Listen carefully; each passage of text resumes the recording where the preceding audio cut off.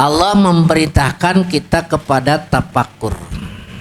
Wa'lam anna sholahad dunya waddin mauqufun ala sihhati tafakur. Bagusnya dunia dan agama itu tergantung bagus dan tidaknya tafakur. Makanya waman utiya haddon minhu akhoda bihadin wafirin min khairi khair. Orang siapa yang diberikan kemampuan untuk bertafakur, maka dia sungguh telah memperolehnya bagian yang sempurna.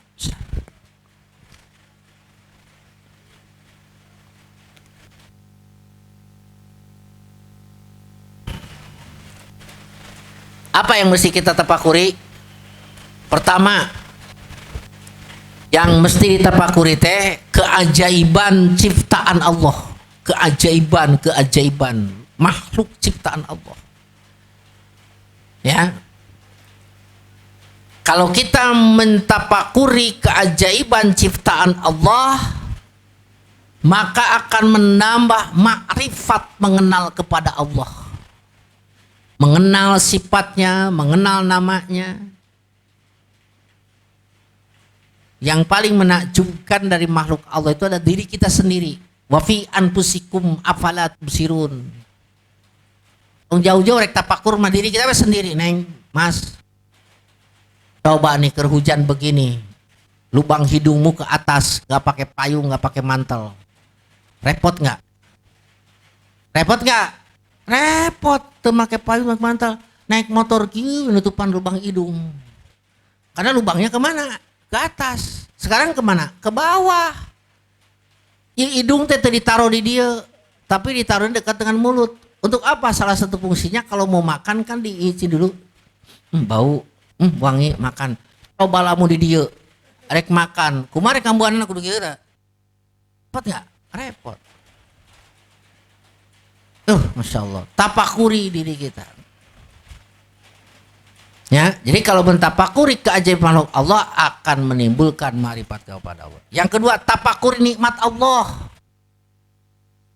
Dengan mentapakuri nikmat Allah, maka akan muncul apa? Ya, mahabbah kepada Allah. Kalau sudah mahabbah kepada Allah, sibuk untuk bersyukur kepada nikmat Allah. Masya Allah, nikmat Allah begitu besar. Oksigen tidak harus beli, datang setiap detik, terhirup oleh kita. Ya, maka lahirlah apa tadi? Mahabbah, cinta. Ya kan, cinta itu orang biasanya mencintai seseorang itu karena banyak diberi. Si anu ngasih lagi. Aduh, nggak enak ini kasih terus. Akhirnya timbul sayang, seneng. Kenapa? Karena sering diberi. Nah, begitupun kita akan bisa cinta kepada Allah, bersyukur kepada Allah kalau kita sering mentafakuri nikmat Allah. Yang ketiga, mentafakuri tentang ya luasnya jangkauan ilmu Allah. Kalau kita mentafakuri luasnya jangkauan ilmu Allah, pengintaian Allah, maka akan memunculkan sifat malu kepada Allah. Ya, mentafakuri betapa luasnya jangkauan ilmu Allah, malu pada Allah. Kemudian yang berikutnya, mentafakuri keteledoranmu di dalam ibadah. Kalau kita mentafakuri keteledoran dalam ibadah, maka akan melahirkan apa? Rasa takutmu kepada Allah. Takut kepada Allah. Berikutnya, kalau kita mentafakuri apa? Tentang keadaan dunia, hakikat dunia ini ditafakuri, dunia teh kos kumasi dari mana? Seperti apa? Sing horeng dunia teh eusina teh seperti kuburan Cina. Bagus luarnya, dalamnya ternyata hanya bangkai yang busuk. Geuleuh aing mah. Nah, timbul apa? Kalau mentafakuri dunia, timbul juhud, tidak cinta dunia. Tidak ambisius mengejarnya mati-matian. Itu kalau kita mentafakuri apa tadi? Dunia. Berikutnya apalagi yang mesti tafakuri? Ya. begitu dekatnya waktu datangnya kematian, mentapakuri tentang begitu dekatnya waktu kematian akan menimbulkan apa? Akan menimbulkan pendeknya angan-angan dan cita-cita. Ambisi ting, nah, enggak ada ambisi. Enggak, saya enggak terlalu. Gimana? Abi pernah, Pak Haji, tuh modal uang Pak Haji mah banyak. Coba tuh usaha ini, usaha. Ustad, lain hoyong. Umur sudah tua begini. Mungkin esok atau mungkin sore nanti Allah akan menjemputku. Itulah orang kalau mentafakuri tentang ya begitu cepatnya, dekatnya datangnya kematian, maka akan melahirkan pendek angan-angan, akan memperbaiki amal, ya. Yang terakhir adalah mentafakuri akhlak, perilaku, amal yang kita lakukan. Kalau kita sekarang mentafakuri tentang akhlak, amal yang kita lakukan nanti akan berakibat apa? Berakibat ya mengoreksi amal yang telah kita lakukan. Ya. Jadi isinya itulah yang harus ditafakuri. Sementara zat Allah mah jangan ditafakuri.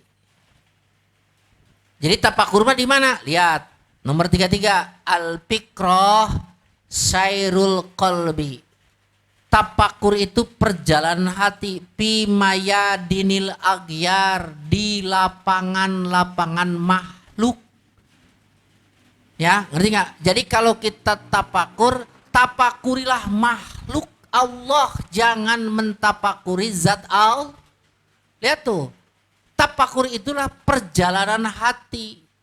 Kemana si hati itu berjalan? Di sekitar lapangan makhluk. Artinya tafakur itu hanya menafakuri makhluknya Allah. Jangan mentafakuri zat Allah.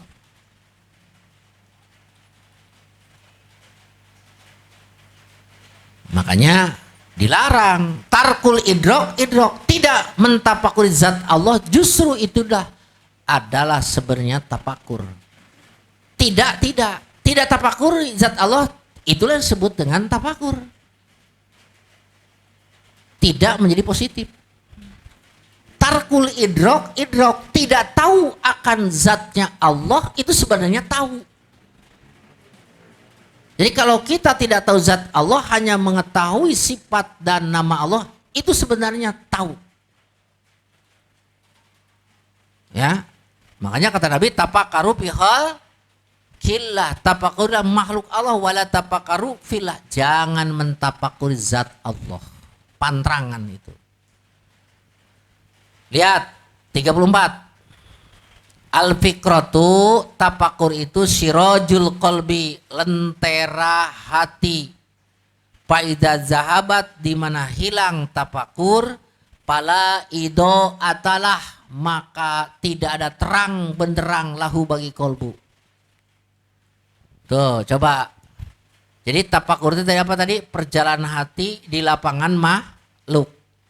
Kalau orang tafakur maka hatinya akan bersih sinar. Ketika tidak ada tafakur maka hati tidak ada sinar, gelap gulita. Kalau gelap bagaimana biasanya? Orang cenderung celaka atau selamat? Cenderung celaka atau selamat kalau dalam kegelapan? Celaka. Coba sekarang mati lampu, berat. Sono mati lampu enggak ada. Timbul gelap atau kan ke sana kemari. Ya? Jadi celaka.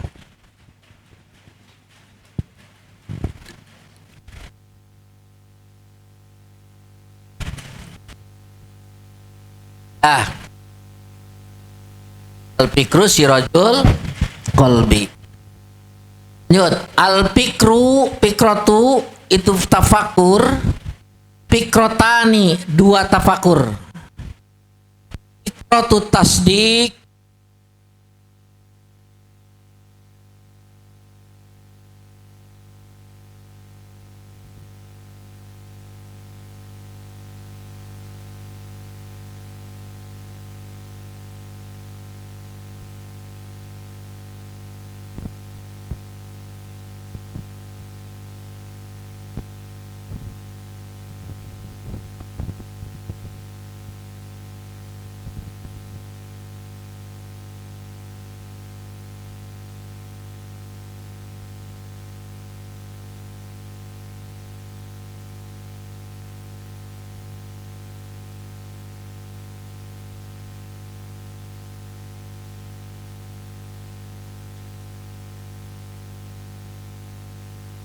So,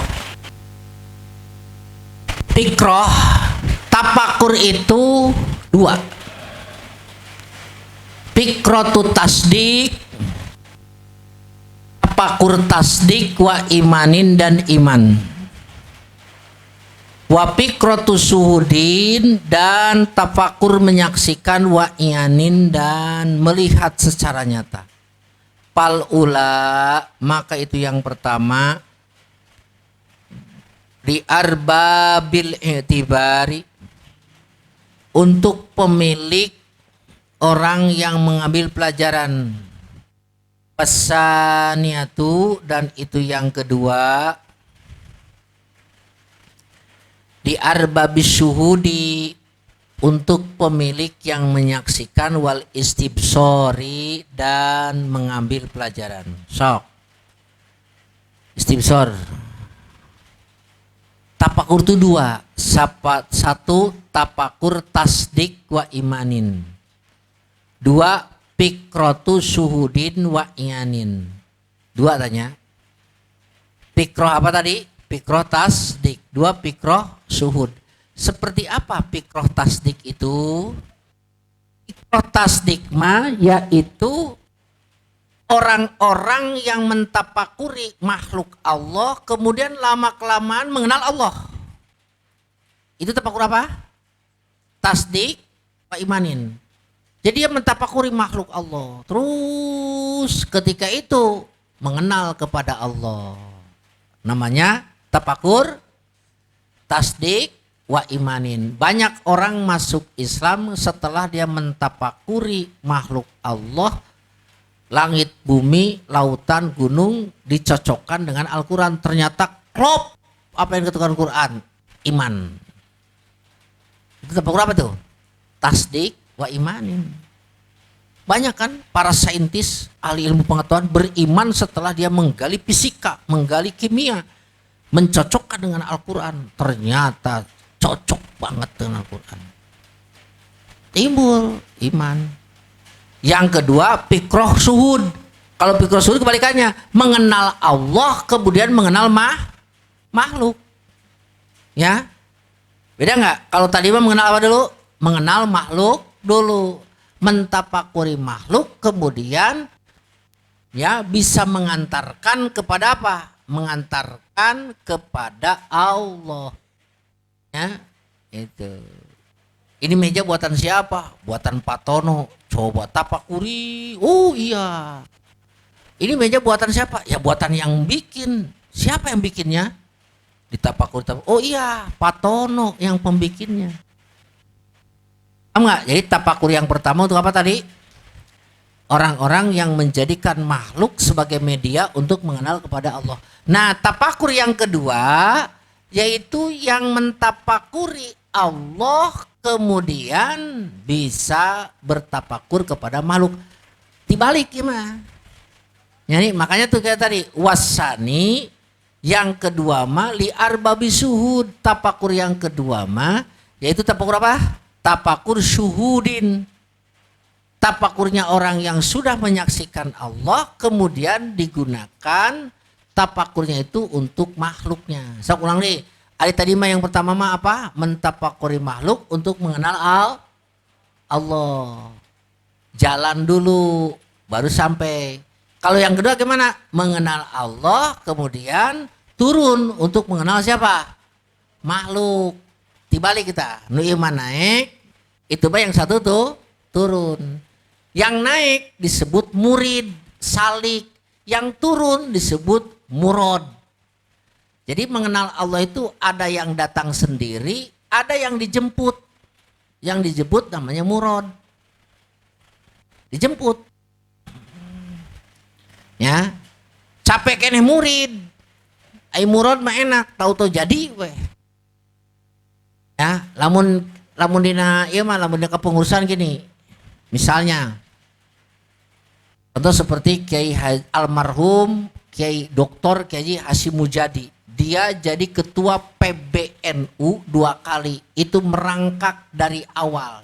Jadi ketua ranting. Naik jadi ketua MWC. Naik jadi ketua PW. Naik jadi ketua PB. Itu siapa itu? Itulah yang disebut dengan salik. Kalau Gus Yahya sekarang langsung jadi ketua PB, tidak merangkak dulu dari awal, dari ketua ranting, MWC, PC, tahu-tahu jadi.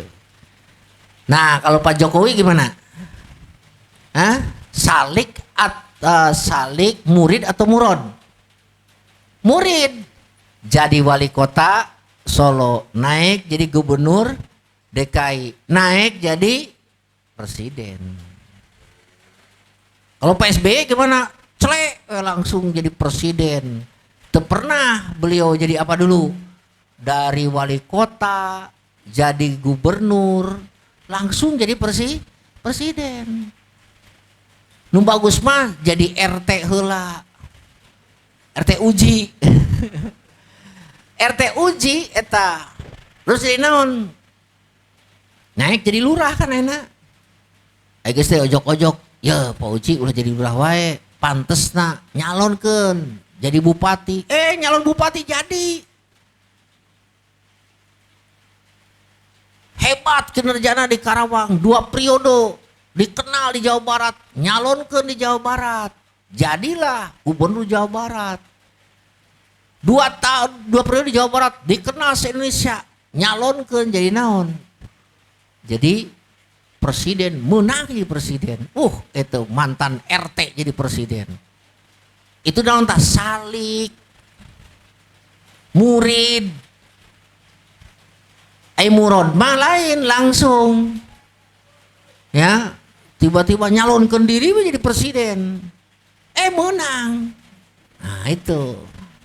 Nah, jadi murid capek merangkak dari awal. Pengalaman eleh ku murid daripada ku murod. Ya, dah segitu.